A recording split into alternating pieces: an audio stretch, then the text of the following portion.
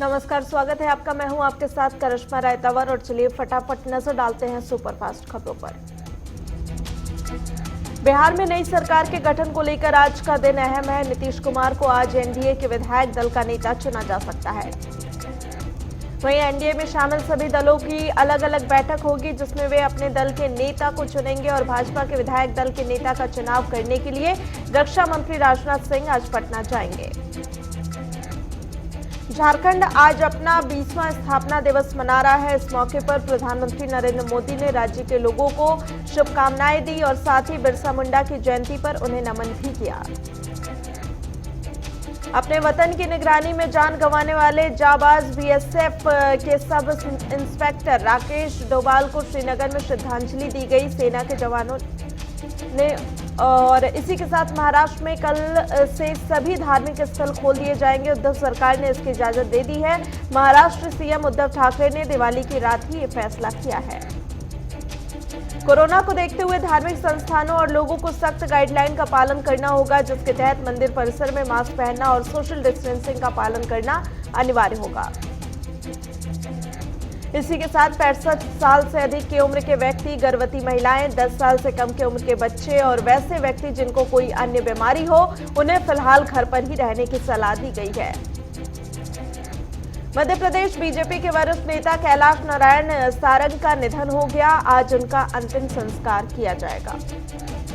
सपा अध्यक्ष अखिलेश यादव ने 2022 यूपी चुनाव के लिए प्रगतिशील समाजवादी पार्टी से गठबंधन के संकेत देते हुए कहा कि अगर मिलकर चुनाव लड़े और स्थिति बनी तो चाचा शिवपाल को कैबिनेट मंत्री बनाएंगे। अखिलेश यादव ने कहा कि चुनाव से पहले सभी छोटी पार्टियों को साथ लेने की कोशिश की जाएगी। साथ ही स्पष्ट कर दिया है कि वो यूपी चुनाव के लिए बीएसपी समेत किसी भी बड़ी पार्टी से गठबंधन नहीं करेंगे।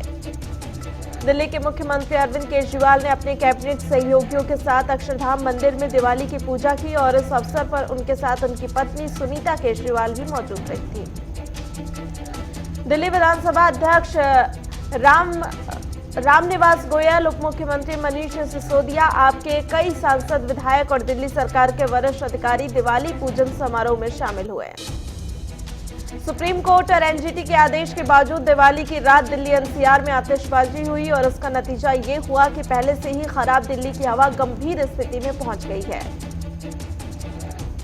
दिवाली की रात हुई आतिशबाजी के चलते दिल्ली के कई इलाकों में एयर क्वालिटी इंडेक्स 999 तक पहुंच गया और पूरी दिल्ली के रात के वक्त दिवाली के पटाखों के प्रदूषण की चादर में लिपटी हुई रही है। प्रदूषण की स्थिति से निपटने के लिए उत्तरी दिल्ली नगर निगम में आधी रात में सदर बाजार इलाके में पानी का छिड़काव किया गया और इस दौरान नॉर्थ दिल्ली के मेयर जयप्रकाश हॉटस्पॉट एरिया में फॉगिंग करते नजर आए। दिल्ली स्थित निजामुद्दीन दरगाह में भी दिवाली की रौनक नजर आई और यहां पर सजावटी लाइटें जलाई गई और दिए भी जलाए गए। अयोध्या में दीपोत्सव के बाद सीएम योगी आदित्यनाथ ने गोरखनाथ मंदिर में अपने आवास के बगल में स्थित दुर्गा शक्तिपीठ के पास स्थापित लक्ष्मी जी की पूजा अर्चना की। अयोध्या में बनाई गई भव्य दिवाली के बीच सीएम योगी ने कहा कि अगले साल की दिवाली और भी खास होगी। सिर्फ इतना ही नहीं, उन्होंने ऐलान करते हुए कहा कि अगले साल अयोध्या में 7.51 लाख दिए जलाए जाएंगे। लोगों को आत्मनिर्भर बनाने के लिए बंगाल सरकार कर्म साथी स्कीम के तहत 2 लाख युवाओं को मोटरसाइकिल बांटेगी और ममता सरकार युवाओं को व्यवसाय शुरू करने के लिए प्रोत्साहित कर रही है। सीएम ममता बनर्जी ने कहा कि सभी मोटरसाइकिल पर एक ऐसा बॉक्स लगाया जाएगा जिस पर लाभार्थी फल, सब्जियां, कपड़े और अन्य आवश्यक वस्तुएं जैसे सामान रखकर बेच सकेंगे। ममता बनर्जी ने आगे कहा कि सभी लाभार्थियों को राज्य सहकारी बैंकों की ओर से कम ब्याज पर ऋण प्रदान किया जाएगा और साथ ही राज्य सरकार उन्हें पूरी प्रक्रिया में सहायता करेगी। पश्चिम बंगाल में चुनाव लड़ने का मन बना चुकी एआईएमआईएम के केंद्रीय प्रवक्ता ने एक प्रेस कॉन्फ्रेंस को संबोधित करते हुए कहा कि अगर तृणमूल कांग्रेस चाहे तो वो पश्चिम बंगाल में एक गठबंधन के अंतर्गत चुनाव लड़ सकते हैं। वहीं बीजेपी प्रदेश अध्यक्ष दिलीप घोष ने एआईएमआईएम के निमंत्रण को लेकर निशाना साधा और उन्होंने चुटकी लेते हुए कहा कि एआईएमआईएम हमें हराने के लिए सेक्युलर पार्टियों को जोड़ रही है। दिलीप घोष ने कहा कि एआईएमआईएम ने बिहार में 5 सीट जीतने के बाद टीएमसी को यह ऑफर दिया है। हमें कोई दिक्कत नहीं है, हम लोग अपने आने वाले समय में मजबूती के जोर पर बंगाल में सत्ता बदल देंगे। ओवैसी के भाई अकबरुद्दीन ओवैसी ने कहा कि बिहार में एआईएमआईएम की कामयाबी हिंदुस्तान की सियासत में नई तारीख लिखेगी और दुनिया देखेगी कि एआईएमआईएम सारे हिंदुस्तान में अपना झंडा लहराएगी। अमेरिका के पूर्व राष्ट्रपति बराक ओबामा की ओर से राहुल गांधी के बारे में लिखे जाने को लेकर शिवसेना के नेता संजय राउत ने ओबामा पर निशाना साधा। संजय राउत ने कहा कि एक विदेशी राजनीतिज्ञ भारतीय राजनीतिक नेताओं पर ऐसी राय नहीं दे सकता है जैसे हम नहीं कह सकते कि ट्रंप पागल है। साथ ही कहा कि ओबामा भारत के बारे में कितना जानते हैं। राजधानी दिल्ली में कोरोना के मामले बढ़ते ही जा रहे हैं। दिल्ली में पिछले 24 घंटे में कोरोना के 7,340 नए मामले सामने आए और वहीं कोरोना के चलते 96 लोगों की मौत हुई है। कोरोना से मरने वालों की संख्या अब दिल्ली में 7,519 हो गई और राजधानी दिल्ली में कुल संक्रमित के आंकड़ों की बात करें तो यह आंकड़ा 4,82,170 हो गया है। हालांकि राहत की बात यह है कि पिछले 24 घंटे में 7,117 मरीज ठीक हुए हैं, जिसके बाद ठीक हुए लोगों का कुल आंकड़ा 4,30,195 हो गया। दिल्ली में कोरोना के बढ़ते मरीजों को लेकर सीएम केजरीवाल गृह मंत्री अमित शाह से मुलाकात कर सकते हैं। इस दौरान वह दिल्ली में केंद्र के सरकारी अस्पतालों में बेड की संख्या बढ़ाने को लेकर बातचीत कर सकते हैं। पाकिस्तान की ओर से किए गए सीजफायर उल्लंघन को लेकर भारत ने पाकिस्तानी उच्चायुक्त को समन भेजा है। भारत ने पाकिस्तान के इस कृत्य की कड़े शब्दों में निंदा करते हुए जमकर लताड़ लगाई। जम्मू कश्मीर में पीडीपी को एक और बड़ा झटका लगा है। पार्टी के संस्थापक सदस्य मुजफ्फर हुसैन बेग ने पीडीपी से इस्तीफा दे दिया है। हरियाणा सरकार आवास बोर्ड के 579 फ्लैटों की ई नीलामी करेगा। पंचकुला, हिसार, गुरुग्राम और फरीदाबाद में तैयार इन फ्लैटों की नीलामी करवाई जाएगी और यह ई नीलामी 18 नवंबर को होगी। गुरुग्राम पुलिस ने साल 2018 से फरार चल रहे 50,000 के इनामी बदमाश को उत्तराखंड से गिरफ्तार किया और फरारी में भी यह बदमाश कई ठगी की वारदातों को अंजाम देता रहा है। बताया जा रहा है कि आरोपी शिवराज पुरी 2010 में हुए 425 करोड़ के सिटी बैंक घोटाले का मास्टरमाइंड है और गुरुग्राम पुलिस ने इस शातिर अपराधी पर 50,000 का इनाम घोषित किया था। मथुरा में भीषण सड़क हादसा हुआ है, जहां पर थाना शेरगंज क्षेत्र में पुलिस से टकराकर इको गाड़ी नहर में गिर गई। हादसे में 4 लोगों की मौत हो गई जबकि 4 लोग घायल हो गए। ठंड के सीजन की पहली बारिश आज होने की संभावना है। मौसम विभाग के मुताबिक आज चंडीगढ़ सहित पंजाब और हरियाणा के कई इलाकों में हल्की से मध्यम बारिश होने के आसार हैं। बारिश होने से दिन के तापमान में गिरावट आएगी जबकि रात के तापमान में 1 से 2 डिग्री की बढ़ोतरी होने के आसार हैं। मौसम विभाग के मुताबिक जम्मू कश्मीर के पास एक पश्चिमी विक्षोभ सक्रिय हो रहा है जो पहाड़ी इलाकों में बर्फबारी और मैदानी क्षेत्रों में बारिश देगा। सपा नेता आजम खान की जौहर यूनिवर्सिटी की मुश्किलें कम होने का नाम नहीं ले रही। किसान भी अपनी वास्तविक जमीन पाने की आस लगाए बैठे हैं। लक्सर में बिहार की जीत पर बीजेपी किसान मोर्चा के प्रदेश महामंत्री और किसान मोर्चा के जिला अध्यक्ष निपेंद्र सिंह की अगुवाई में खुशियां मनाई और मिठाइयां बांटी गई। गदरपुर में इस वर्ष पिछले वर्ष की तुलना में 70% पटाखों की बिक्री कम हुई है। उधम सिंह नगर में 2 घंटे ही पटाखे जलाए जाने की अनुमति है, इस कारण बिक्री प्रभावित हो रही है। मुंगेली पुलिस ने 4 हत्यारों को गिरफ्तार कर लिया है और विधवा महिला की हत्या कर आरोपी मृतका के आभूषण भी निकालकर फरार हो गए थे। केंद्रीय मंत्री नितिन गडकरी ने वीडियो कॉन्फ्रेंसिंग के जरिए छत्तीसगढ़ के राष्ट्रीय राजमार्ग परियोजना के तहत कार्यों की समीक्षा की। चामराजनगर में फॉरेस्ट अफसरों ने पूछताछ के बहाने बुलाकर 2 ग्रामीणों के साथ मारपीट की और दोनों घायलों को अस्पताल में भर्ती कराया गया। भिलाई में गृह मंत्री ताम्रध्वज साहू ने शहीद अमित नायक और शहीद रजनीकांत के घर पहुंचकर परिजनों से मुलाकात की और उनका हालचाल जाना।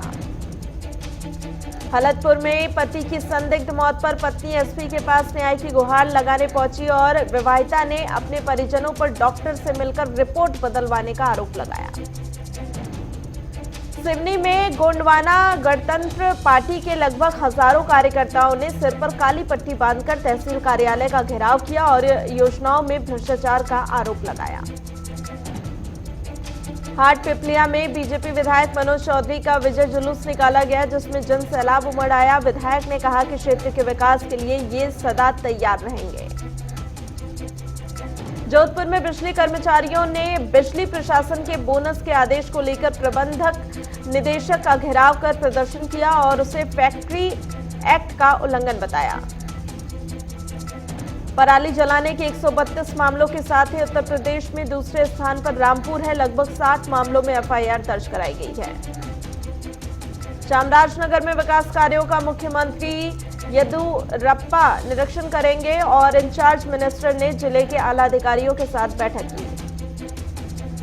हमीरपुर के महिला पुलिस थाना परिसर में चाइल्ड लाइन हमीरपुर दोस्ती सप्ताह का शुभारंभ किया गया। पुलिसकर्मियों ने हस्ताक्षर अभियान में हिस्सा लेकर बच्चों की सुरक्षा का संकल्प लिया। मऊ में कांग्रेस कमेटी ने डीएम से मिलकर जनपद की समस्याओं से संबंधित ज्ञापन सौंपा और गांव सेमरी जमालपुर की बदहाली से भी अवगत कराया। जांजगीर चांपा में झाड़ियों में एक युवक मृत अवस्था में पाया गया और वहीं मृतक के जेब से सुसाइड नोट और एक मोबाइल मिला है। कोसली के बाजारों में खुलेआम पटाखे बिक रहे हैं। जिला प्रशासन की रोक का कोई असर नहीं होगा, जिसके चलते बाजार कभी भी बड़ा हादसा का शिकार हो सकते हैं।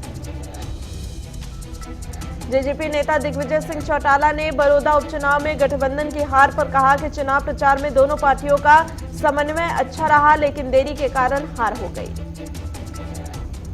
कासगंज में तेज रफ्तार का कहर जारी है। टैंकर ने बाइक पर सवार भाई बहन को रौंद दिया, जिससे बहन की मौके पर ही मौत हो गई और भाई घायल हो गया। यूपी सीएम योगी आदित्यनाथ वनटांगिया गांव में वनवासियों के बीच दिवाली मनाने पहुंचे और इस दौरान उन्होंने गांव को 65.77 लाख रुपए की विकास परियोजनाओं का तोहफा दिया। गदरपुर में पुलिस ने अवैध शराब के साथ 2 लोगों को गिरफ्तार किया और इसके अलावा 2 अलग अलग मामले पॉक्सो के तहत दर्ज किए गए हैं। कुल्लेगाल के पास बाइक सवारों को बोलेरो पिकअप ने टक्कर मार दी और टक्कर से तीनों बाइक सवार की मौके पर ही मौत हो गई। बंधरा में जहरीली शराब पीकर 3 लोगों की मौत हो गई। पुलिस ने शव को कब्जे में लेकर पोस्टमार्टम के लिए भेज दिया। डीएम ने जांच के आदेश दिए हैं। बीदर के वार्ड नंबर 7 में पेयजल समस्या बनी हुई है। दलित संघर्ष समिति ने डीएम कार्यालय तक रैली निकाली और कुछ महीने के अंदर 2 स्टोरेज टैंक बनाने की मांग की है। बेलगाम में पिकनिक स्पॉट पर प्रशासन की ओर से कोई सुरक्षा व्यवस्था नहीं की गई है। पार्किंग के नाम पर मनमानी वसूली की जा रही है। राजौरी में बाजार में भारी भीड़ के बीच लोगों की लापरवाही देखी गई, जहां बड़ी संख्या में लोग बिना मास्क के देखे गए। फरीदाबाद में बदमाशों ने युवक की गोली मारकर हत्या कर दी। युवक 2 लाख के इनामी बदमाश कुलभूषण का छोटा भाई था। प्रयागराज में संगम किनारे स्थित लेटे हुए हनुमान जी के मंदिर में बजरंग बली की विशेष आरती की गई और बजरंग बली को 56 व्यंजनों का भोग भी लगाया गया। इंदौर में पेट्रोल पंप के पास टेंट गोदाम में आग लग गई। कर्मचारियों ने भागकर जान बचाई। पड़ोसी भी रात में घरों से बाहर निकले। भागलपुर में ट्रक को ओवरटेक करने के चक्कर में चाय की दुकान में बस घुस गई और महिला चाय दुकानदार समेत 2 की मौके पर ही मौत हो गई। आज भी पेट्रोल डीजल के दाम में फेरबदल नहीं हुआ है। दिल्ली में पेट्रोल 81 रुपए 6 पैसे तो डीजल 70 रुपए 46 पैसे प्रति लीटर पर टिका हुआ है। दिवाली के बाद भी लगातार 4 दिन बैंक बंद रहेंगे। 28, 29 और 30 नवंबर को भी बैंक बंद रहेंगे। रिलायंस रिटेल ने अर्नब लैडर में 96% हिस्सेदारी खरीदी है। 182 करोड़ रुपए में सौदा हुआ। स्पाइसजेट ने मार्च में लॉकडाउन लागू होने के बाद से लगभग 10,000 कार्गो उड़ानों को संचालित किया है।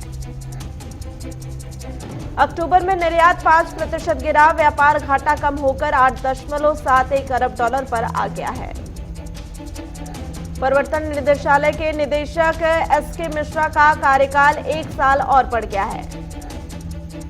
होंडा ने अपनी न्यू जनरेशन सिविक प्रोटोटाइप का वीडियो शेयर किया। 17 नवंबर को लॉन्च होगी। 2019 से 20 में देश के वेजिटेबल ऑयल आयात में 13% की गिरावट दर्ज की गई है। इस वर्ष में देश का कुल वेजिटेबल ऑयल आयात 135.25 लाख टन रहा है। जोमेटो ने 6 निवेशकों से 1455 करोड़ रुपए जुटाए। वैल्यूएशन 3.6 अरब डॉलर हो गई है। 27 नवंबर को शॉपर्स स्टॉप का राइट्स इश्यू खुलेगा और 300 करोड़ रुपए जुटाने की योजना है। पिछले 24 घंटे में दुनिया भर में 6,57,312 नए कोरोना केस सामने आए और अब तक 13 लाख से अधिक लोगों की जान जा चुकी है। कोरोना के बढ़ते मामलों के कारण लेबनान में पूरे देश में 2 हफ्तों का लॉकडाउन लगाया गया है। इसके तहत बार, कैफे, जिम और मॉल बंद कर दिए गए हैं। इटली में कोरोना वायरस से हालात बेकाबू हो गए हैं। 2 इलाकों को रेड जोन में डाला गया है। अमेरिकी राष्ट्रपति डोनाल्ड ट्रंप के समर्थन में आयोजित मार्च के दौरान वाशिंगटन डीसी में हिंसा भड़क गई और यहां पर ट्रंप विरोधियों और ट्रंप समर्थकों के बीच टकराव हुआ।